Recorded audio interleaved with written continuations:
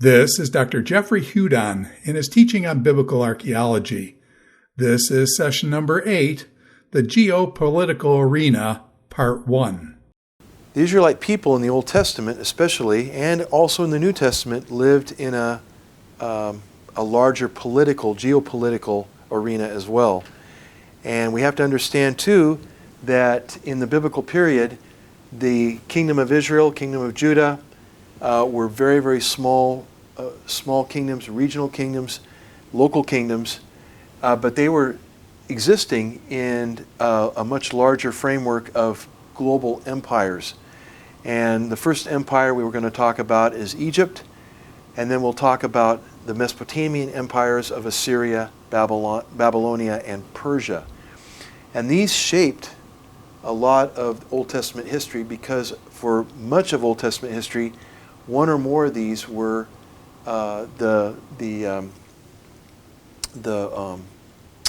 controlled, had hegemony over the Hebrew people or the Israelite people. So we'll take those one at a time. Again, just to review, Egypt's here. The Nile River, Sinai, and then the land between, or the sacred bridge, and then Mesopotamia, which again, the Tigris and Euphrates River helped spawn these great empires over here. And in the middle, the desert, very almost impassable, so all travel and commerce had to go along the coast. All right. The first people I want to talk about are, again, a local Levantine people, the indigenous people that were here before the Israelites, and those are the Canaanites. And the Canaanites lived, it says in Scripture, in the valleys and along the shoreline of the Mediterranean. And they were Semitic people, like the Israelites. And if the Canaanites did anything, probably their greatest heritage is the alphabet. We can thank the Canaanites for developing an alphabet which greatly simplified writing compared to cuneiform and pictographs. Now, the early Canaanite writing was also in cuneiform. Here's a Ugaritic tablet here, but they used 30 symbols or 30 letters, and that was it, not thousands of different symbols like the Mesopotamian peoples did, and so that simplified it greatly. The Canaanites were polytheists and worshipped a pantheon of gods and goddesses, including Baal and El, their main god, and Ashtart and Molech and other gods and goddesses. Another characteristic of the Canaanites was that they lived in Lebanon, and that was famous for the great cedars of Lebanon, groves of which still exist today. Here's one here, and those were lumberjacks used those and cut those down for building projects throughout history, early history, including Solomon's Temple, but the Assyrians also had cedar of Lebanon shipped over to Assyria to adorn their buildings and interiors as well.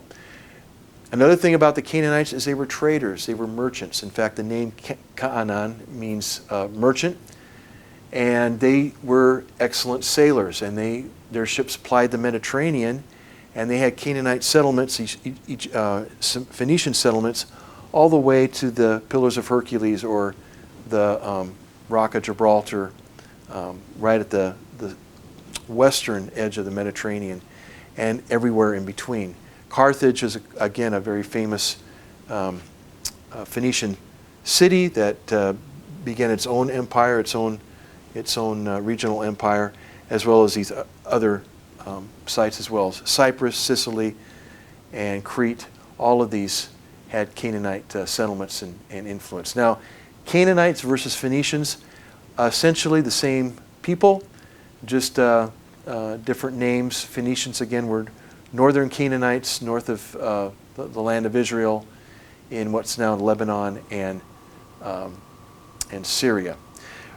Below here is the royal tombs at Ugarit. We'll talk about Ugarit on the next slide, but the finds at Ugarit very much defined and shaped our understanding of Canaanite culture.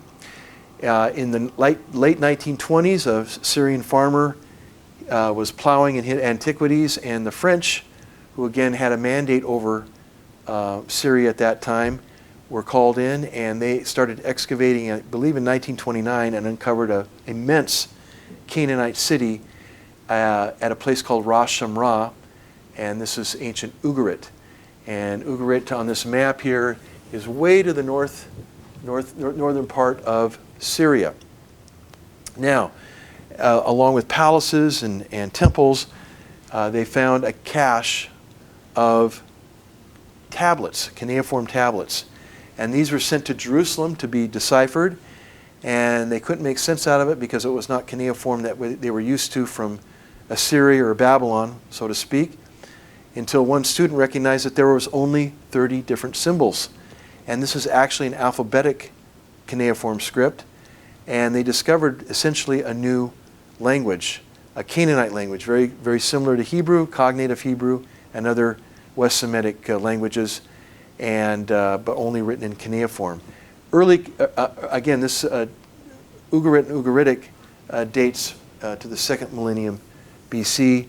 It was destroyed by the invasions of the Sea Peoples, among them the Philistines, and never rebuilt, essentially. And so the remains are extensive and in a good state of preservation because it wasn't constantly built over and built upon like at other sites. Now, these Canaanite tablets, or Ugaritic tablets written in Ugaritic, opened a huge window in our understanding of Old Testament accounts, specifically the book of Psalms. And we see the book of Psalms using similar language, only instead of Baal or Molech or El, you have Yahweh doing these great things. And so some scholars, including Mitchell Dahoud, were famous for making connections between Ugaritic and the poetic passages in the book of Psalms. And some of these, again, have been in various collections. The most common here is Stories from Ancient Canaan, still in print by one of Frank Moore Cross's students.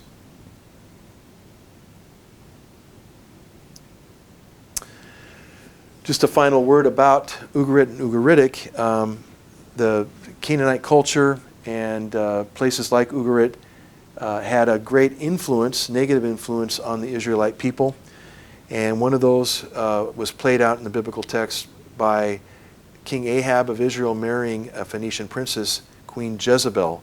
And her seal, which I can bounce back 2 slides, which I didn't mention, is here. Again, its authenticity is debated, but that may be the actual seal of Jezebel, the queen of Israel. And she was Phoenician or Canaanite in background, and we all know about the infamous actions that she did in the book of Kings. Okay, we move ahead now to our first global empire, and that is Egypt.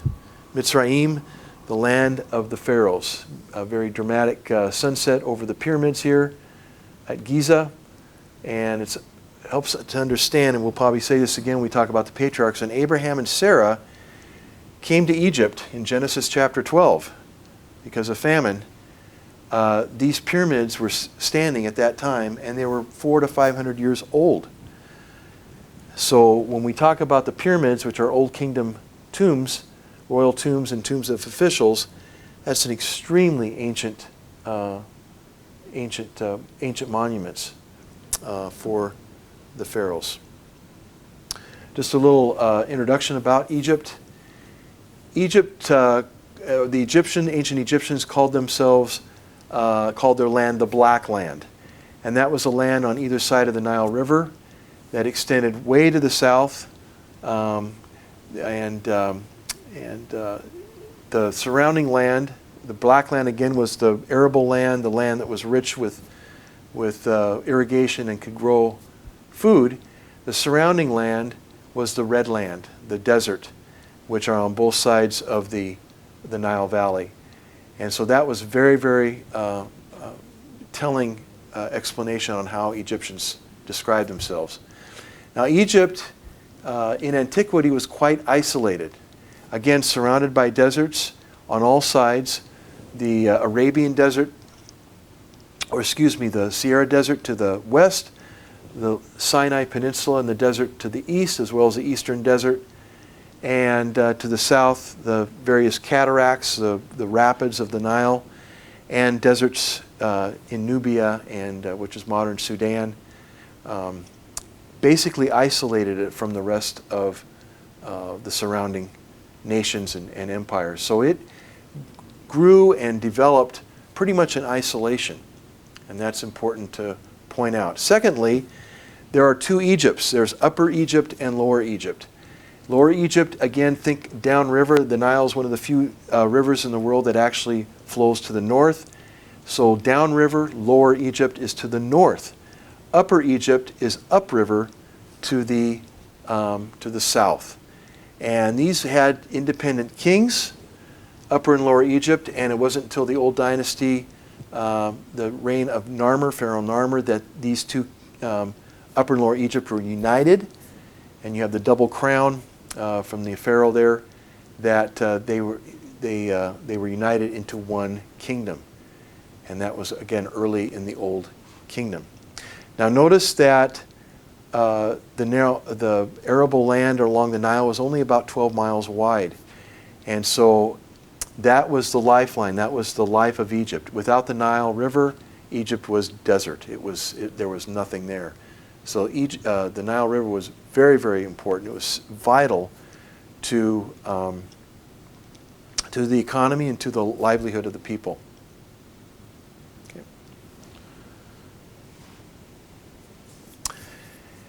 Egyptian chronology. There's two different chronologies for Egypt based on ancient sources, but these are the ones we'll use. The Old Kingdom, you can see the dates there, this 3rd millennium BC. Upper and Lower Egypt are united, and this is the age of the pyramids. This is when the pyramids were built, and this is a way of monumental commemoration of their pharaohs by building these huge, immense pyramids. That was followed by a period called the First Intermediate Period. This is a period of there were 3 of these, and these were periods of internal conflict and weak pharaohs and maybe competing pharaohs for control. And so that was, again, the First Intermediate Period, about a century. And then the Middle Kingdom, again, Egypt became strong again. And either the end of the First Intermediate Period or the early part of the Middle Kingdom was the age of the patriarchs. And we'll see more evidence of that later on in this slide series and in another lecture as well. The Second Intermediate Period was a period where Egypt was ruled by foreigners, Asiatics. The Greeks called their names Hyksos, rulers of a foreign land, or shepherd kings. You hear different terms for them. But these were Asiatics, Canaanites, so to speak, that actually ruled Lower Egypt, the Delta area. Now, some scholars have said this is probably the ideal time to place Joseph as he goes down to Egypt and serves under Potiphar as a slave, and then eventually, as you know, becomes vizier of Egypt under Pharaoh. It could have been here, or it could have been in the Middle Kingdom. There's arguments and evidence for both, so we just simply don't know. We do know that when Joseph died, and after Joseph died, a new king ruled over Egypt, and who did not know Joseph, and that's when the Israelite oppression began. So that's probably the biblical way of explaining a new dynasty or new kingdom. And this would have been the new kingdom, which is when Egypt was at its strongest, at its height of power, lasted from about 1550 to 1069 BC. This is the period of the sojourn and the Exodus, and the late part of that would be the period of the judges. Now, the necropolis of the New Kingdom was the Valley of the Kings across the Nile from Karnak, which is to the south. Now, the New Kingdom, again, Egypt at its height of power, fell into, again, a period of turmoil called the Third Intermediate Period. And these were, Egypt was ruled by Libyan pharaohs, by Cushite pharaohs, and competing pharaohs. And this allowed Israel, one of the reasons why Israel became strong under the united monarchy under David and Solomon, and during the early divided monarchy, because Egypt was in turmoil and really not a player on the world stage. At the same time, so was Assyria. So there was a period of kind of a power vacuum, and as one of my professors used to say, when the cat's away, the mice will play. And so when the empires are weak, then regional kingdoms can flourish and expand. And that's what happened during the 10th century. Now that was followed by the Sate period, the last period of Egyptian power under the late period, the last few dynasties up to the 30th dynasty. And that lasted until 525, all the way down to the death of Cleopatra, when Egypt became a fully Roman control. Now, the list of Egyptian interactions with Israel, you can see Genesis 12, Abraham, 37 through 50, Joseph, the Exodus, 1st and 2nd Kings, and so on. And Egyptian pharaohs are named after Shishak, but before Shishak, this is important for historians, they are not named. Why is that? And this has been an agonizing issue for biblical historians and Egyptologists from time immemorial, because we don't know the name of the Pharaoh of the Exodus. We don't know the name of the Pharaoh that interacted with Abraham and Sarah. And we don't know the Pharaoh that let his daughter marry Solomon. Solomon married Pharaoh's daughter. Who were these pharaohs? Well, we can guess, and we can use a lot of conjecture and make suggestions. But again, this is still debated. Why is that? Why didn't the Bible name names? Well, again, in Hebrew thought, Old Testament thought, when you name a person, they have stature. And because the Pharaoh of the Exodus was impotent, you think of the 10 plagues, and we'll talk about this later, maybe in more detail. An impotent Pharaoh is not worthy of a name, and so this was done theologically, I believe, in part.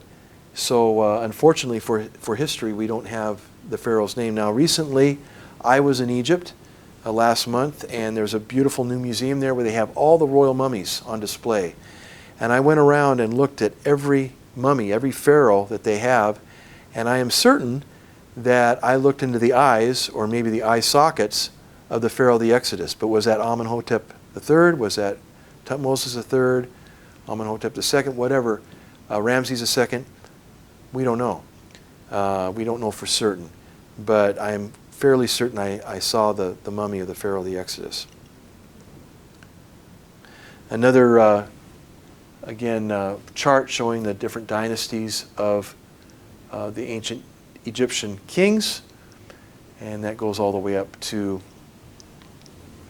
actually the 31st dynasty, or the 30th dynasty, and then on into the Ptolemaic period, and until the Romans took over. Okay. Egypt has an important role to play in the Old Testament. There's Egyptian influence in the Old Testament, and we have to understand too that in the New Testament, Mary and Joseph fled Bethlehem with the infant Jesus and sojourned in Egypt until Herod the Great died. And then it was safe to come back and settle in Nazareth. And you see that, prophesied in Hosea, and you see that beautiful parallelism between the oppression and the exodus from Egypt, and then that done again during the early years of Jesus by his parents. So a lot of interesting connections here. We'll talk about Pharaoh Merneptah, who actually mentions Israel. It's the first time Israel is mentioned by a foreign power in his stele. And Pharaoh Shishak, who left part of his stele in the Holy Land at Megiddo. And a Pharaoh that actually killed a king of Judah, Josiah at Megiddo, Pharaoh Necho in 609, and so on and so forth. Other Egyptian influence in the Old Testament, you can see names. Moses, of course, Hophni and Phinehas, the sons of Eli the priest, had Egyptian names. And a number of proverbs have close Egyptian parallels as well. So there's a lot of Egyptian parallels in the Old Testament. This is a famous tomb painting that we'll revisit when we talk about the patriarchs. But this is again 12th dynasty pharaoh Sesostris, his tomb. You've got these murals on the wall of his tomb showing Canaanites or Asiatics bringing goods to trade, copper ingots and animals to Egypt to trade. And you notice the different hairstyles, the different beards, the lighter colored skin, and the colorful garments. Of course, you immediately think of Joseph and the coat of many colors. This dates to about 1892. Again, definitely within, I believe, the patriarchal period. So if you want a depiction of what Abraham looked like, and Sarah, this is a good clue of what they look like from these depictions on this tomb face. During the second intermediate period, that we have the rule of the Hyksos in Egypt, the Canaanites or Asiatics that ruled Egypt for about a century. And this was their capital. Again, in the Nile Delta, again, Lower Egypt, the northern part of Egypt. And this is a place called Avaris. And Avaris has been excavated for many years by an Austrian expedition. And they have found some very interesting finds there. One of which is a tomb of a vizier and a destroyed statue. Much has been made out of this, possibly being the tomb of Pharaoh, of Joseph. It's a reconstruction of what the statue probably looked like.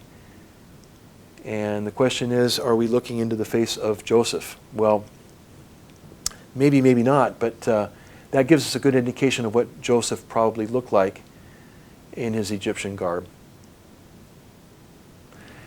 In Exodus, we talk about two store cities built by the Israelites, Ramses and Pithom. And one of these was excavated in the 1970s by, again, John Holliday and Teles Mescuda. And that's a picture of the excavations going on there.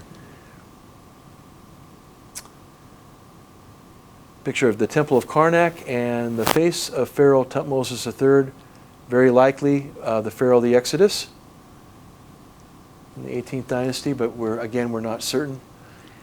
And the Egyptian Empire. At its height, under Tutmosis III, Egypt expanded, again, went through this narrow corridor, the southern Levant, up to the Euphrates River, and placed a stele there, showing the northern extent of their empire. And that happened, again, during the 18th dynasty when Egypt was at its height. Another interesting reign to talk about in ancient Egypt is the reign of Akhenaten or Amenhotep IV, who was a heretic pharaoh because he rejected the pantheon or the Egyptian religious system and worshipped one god. He was a monotheist. That god, however, was Aten, the sun. Here's a picture of him kissing his baby, his wife Nefertiti, and Nefertiti, and the sun, Aten, shining down upon them. His wife, very famous bust of his wife, Nefertiti, and this is again an artist's depiction or a photograph of what she would have looked like.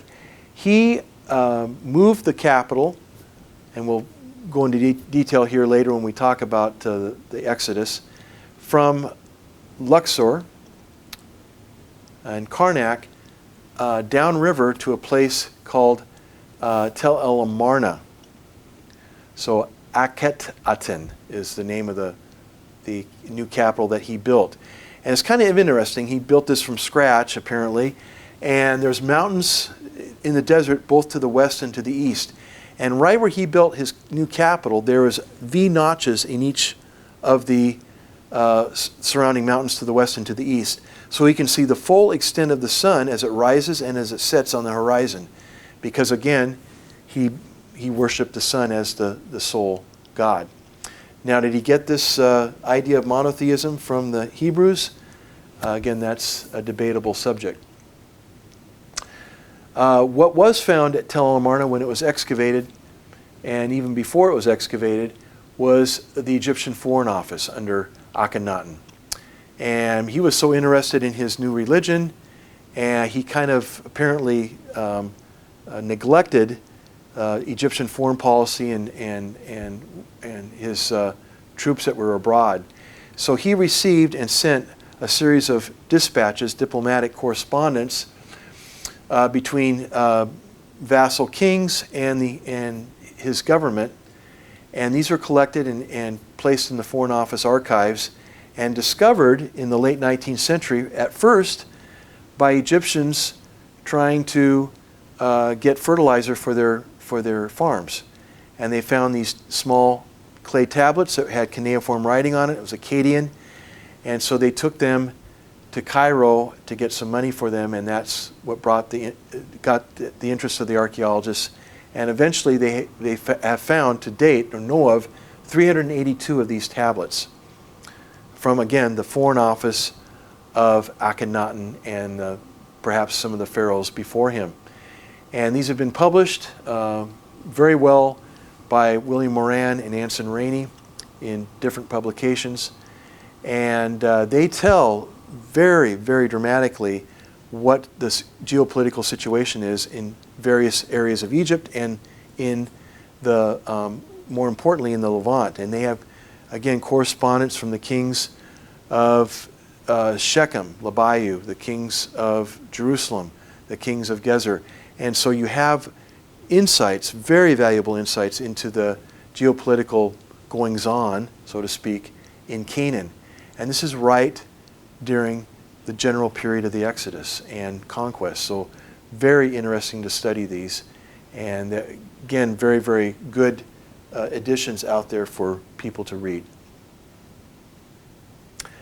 19th dynasty is the later dynasty, and again, this is totally dominated by the reign of Ramses II. Look at his dates. Very, very long reign that he had, and he was a master builder. Built temples and temples and statues and monumental architecture all over Egypt. But his son, as important as Ramses was, and a lot of people believe he could be the Pharaoh of the Exodus, his son, after Ramses' death, I think he was well over 90 years old, his son, Merneptah, also did some activity, foreign activity, and worked on the Temple at Karnak. But he also had foreign expeditions as well. And the Merneptah stele is very, very famous because it mentions him attacking and eliminating Israelites. Israel is laid waste, his seed is no more. And again, that dates to about 1205 BC. And probably, most definitely for now, is the first clear reference to Israel by a non-biblical source. And there's a picture of him there.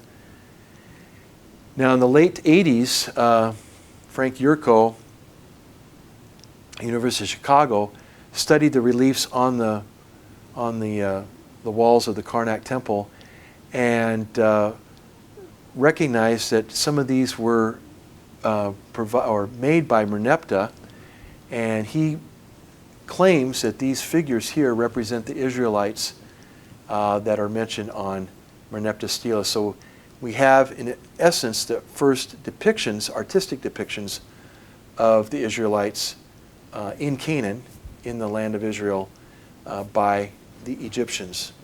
And that's, again, 1205 BC, so to speak. There's his mummy and one of his statues as well. And again, the Merneptah stele and the surrounding, it's basically a chant that he wrote. It's poetry, poetic, and it talks about the various lands that he conquered, or various peoples he conquered. And you can see Ashkelon mentioned, Gezer, Yanoam, and then Israel, which seems to place her right in the hill country, which would be where she would naturally be, according to the Bible. And again, these are hyperbole here. He probably ran over a few Israelite farmers with his chariots, didn't wipe her out, didn't take away her ability to procreate, but again, hyperbolic language on a victory stele to enhance his reputation back home in Egypt. There's an interesting passage, interesting text in Joshua 15:9. And again, this is part of the boundary description of the various provinces or districts of the tribe of Judah. And here it reads, "From the hilltop the boundary headed towards the spring of the waters of Nephtoah, came out of the towns of Mount Ephron and went down towards Baalah," that is Kiriath Yarim. Okay, the waters of Nephtoah, we can recognize those as being west of Jerusalem. It's today called Lifta, and it's really the first major spring west of ancient Jerusalem. But the strange name here is waters of Nephtoah. Again, in construct form in Hebrew, you would say Me Nephtoah. And you can see the corruption there possibly of Merneptah.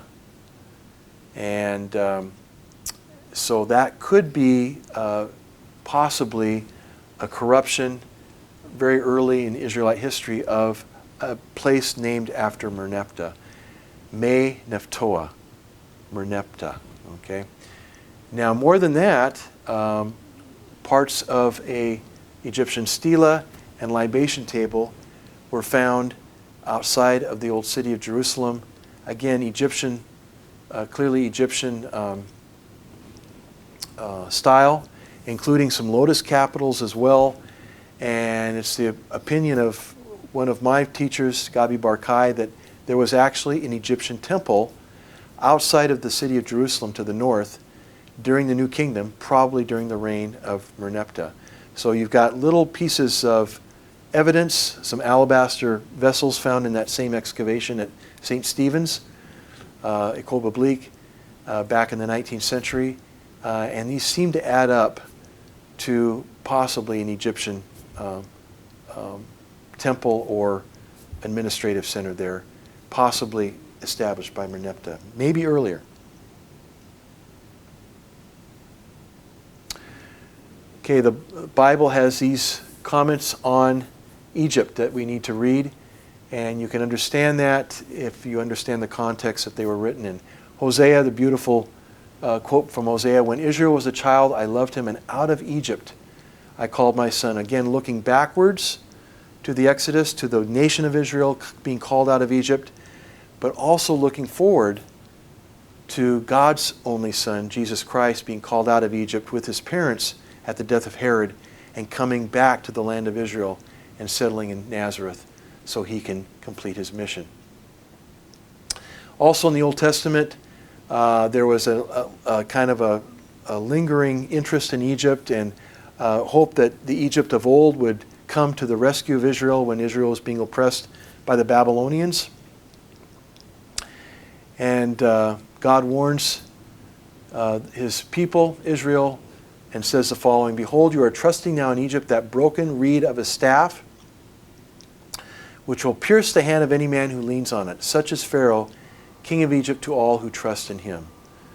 So the great, powerful empire of Egypt, by this time, during the third intermediate period, is being called a broken reed of a staff. Again, a kind of a touching motif because papyrus reeds grow so plentiful in the Nile Delta. And that is the extent of how Egypt has declined in power and importance and prestige by the time of the late monarchy. All right, we move on now to another empire, and that is the Neo-Assyrian Empire. Neo-Assyrian Empire, again, is based first in Kala and Ashur, the earlier capitals, and then Nineveh. And it again encompasses all of Mesopotamia up into Urartu, towards the Black Sea, and then down again towards the southern Levant. And later kings, this is a 8th century political map, 8th century BC, later Assyrian kings Ashurbanipal and Esarhaddon conquer Egypt. So for a short period of time, the Neo-Assyrian Empire was a global empire that covered all of the Fertile Crescent down into Egypt. And it was a very brutal empire, as we'll see here in a minute. Usually based at Nineveh for most of its history. It was a huge, huge city. And towards the west, expansion began in earnest. And there was expeditions there earlier. But a king by the name of Shalmaneser III, and we'll see and talk about him a little bit more when we see the black obelisk on another segment of video segment of this course. Shalmaneser III was a 9th century Assyrian king who fought a huge battle at a place called Karkar in Syria against a whole coalition of regional kings led by Ahab of Israel. We know the exact date of this because of Assyrian records, 853 BC. And of course, Shalmaneser III claimed victory.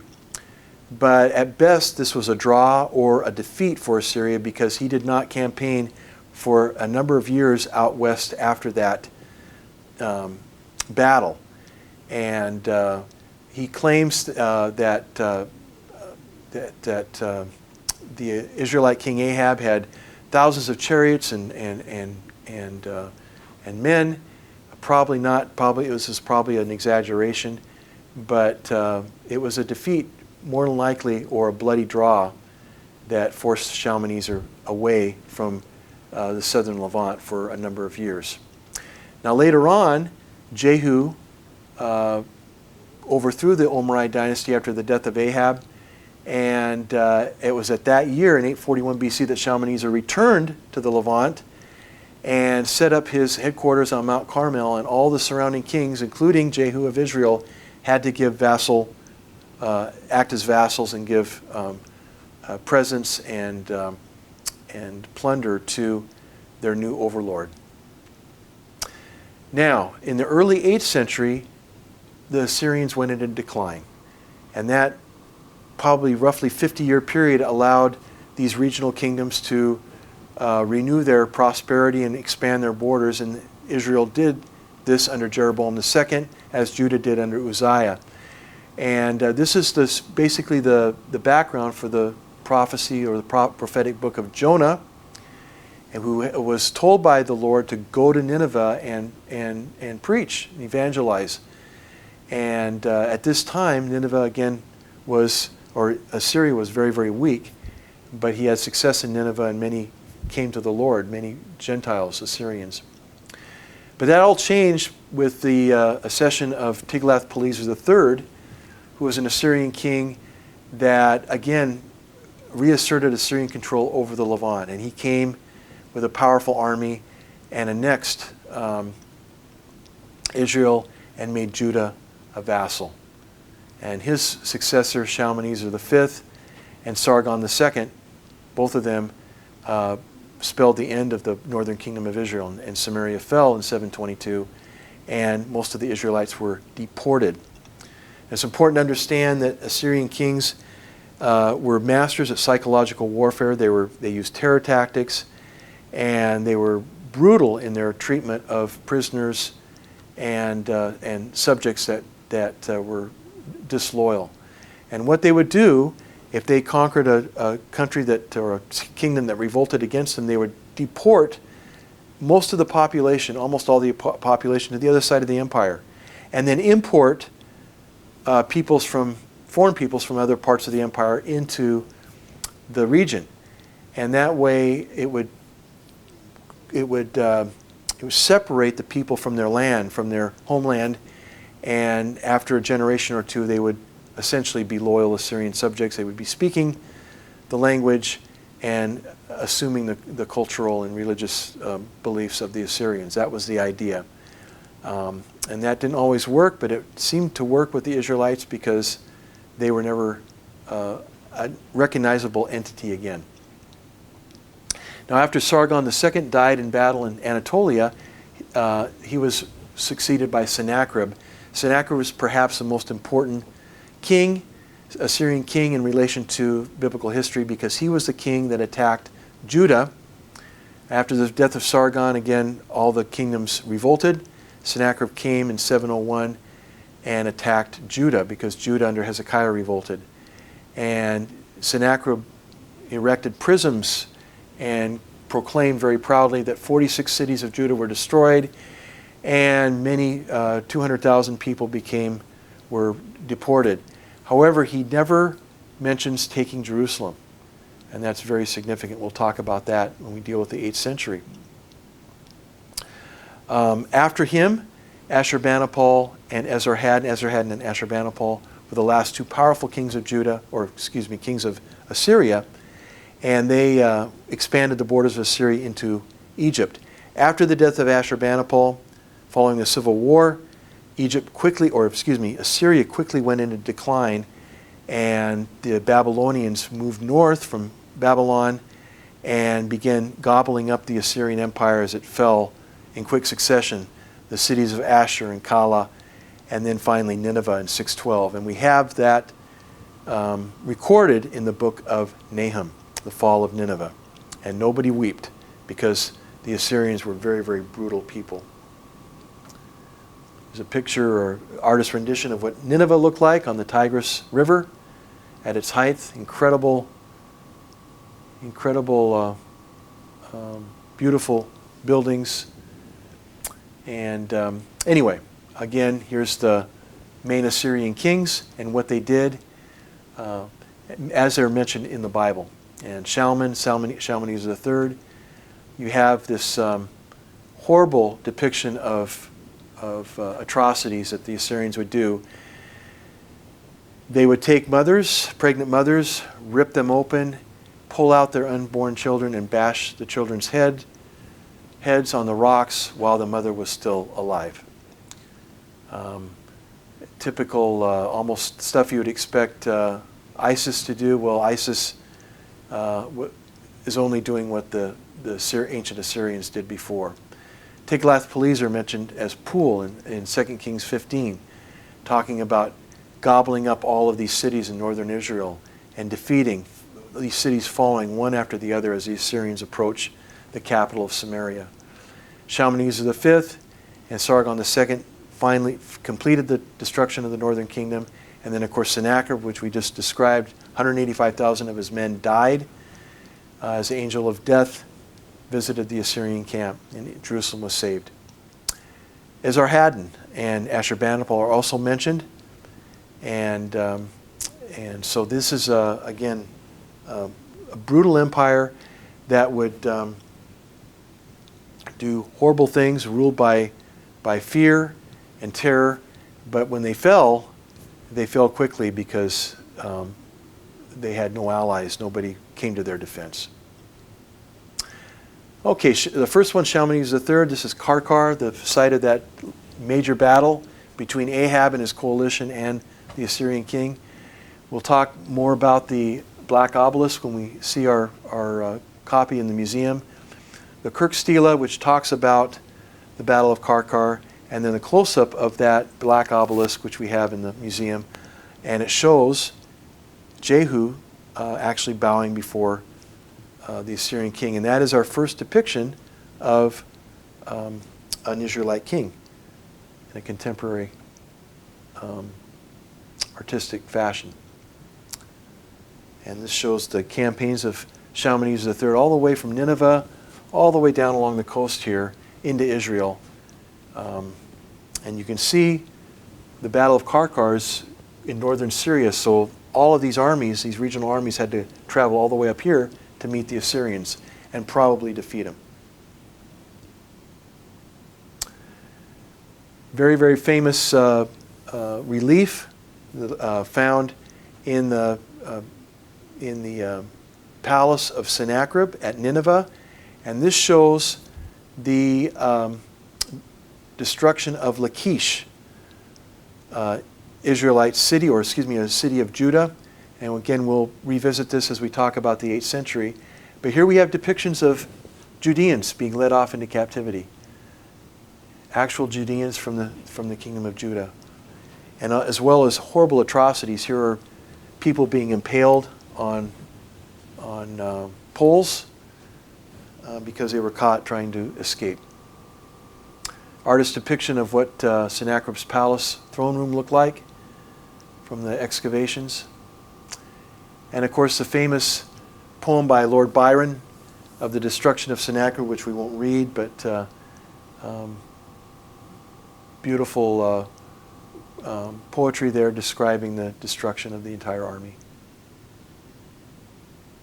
Ashurbanipal's palace. This is just to give all of you just the idea of the grandeur and the incredible beauty of the Assyrian court. And in that beauty there was horrible butchery as well. Here's Ashurbanipal and his queen enjoying a party in his garden, drinking wine from their Assyrian-style cups, while over here on the left hangs the decapitated head of one of their enemies, an Arab chieftain that they were fighting. So you've got this beauty, at the same time you've got this horrible, cruel, macabre scene of decapitated head while they're enjoying their time in the garden. This is again a modern photo of a modern Assyrian procession. Now, what do I mean by that? Well, Assyrians today are Iraqi Christians. It's a Christian church, a denomination, so to speak.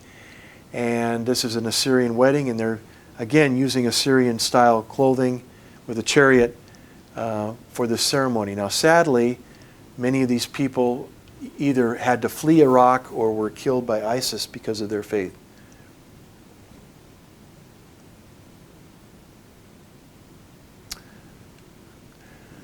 Finally, we have the legacy of Assyria. Woe to Assyria, the rod of my anger, in whose hand the club is the club of my wrath. So you have to understand that the Israelite people of Judah, this is a very difficult quote to swallow, because God was using this despicable people called the Assyrians that were so cruel and inhumane and evil as the rod of his judgment.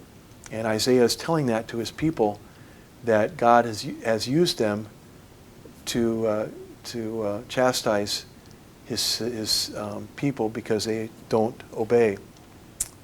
Okay.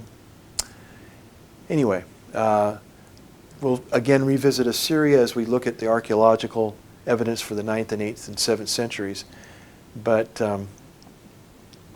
Assyria was a very, very powerful empire for several centuries and made a lasting impact on the Levant and on biblical history. Thank you very much. This is Dr. Jeffrey Hudon in his teaching on biblical archaeology. This is session number 8, the Geo-Political Arena, Part 1.